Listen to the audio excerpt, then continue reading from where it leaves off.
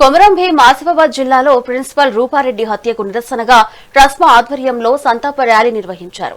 ఈ సందర్భంగా జిల్లాలోని ప్రైవేట్ పాఠశాలలకు సెలవు ప్రకటించి అంబేద్కర్ చౌక్ వద్ద మానవహారం చేపట్టారు. అనంతరం అంబేద్కర్ చౌక్ నుండి కలెక్టరేట్ వరకు ర్యాలీ నిర్వహించి రూపారెడ్డి చిత్రపటానికి నివాళులర్పించారు. విద్యా సంస్థల్లో పనిచేసే వారి భద్రత కోసం ప్రభుత్వం కఠిన చర్యలు తీసుకోవాలని డిమాండ్ చేశారు.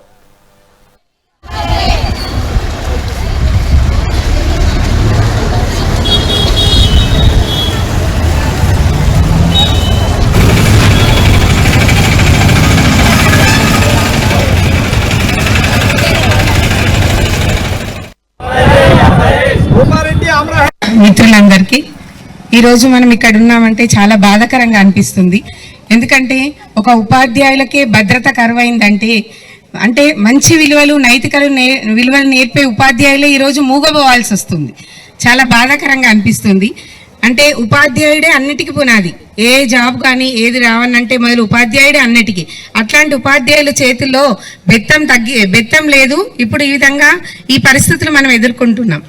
కాబట్టి ఈ రోజు ఈ విధంగా ఇక్కడ ఉన్నామంటే ఎంత బాధతో మనం ఏ విధంగా ఇక్కడ ఉన్నాం, బయటకు వచ్చినాం. ఒక ఉపాధ్యాయులం బయటకు వచ్చినామంటే మనలో ఎంత సంఘర్షణ పడ్డాం, మనం ఎంత బాధపడ్డాం అనేది ఇక్కడ తెలుస్తుంది.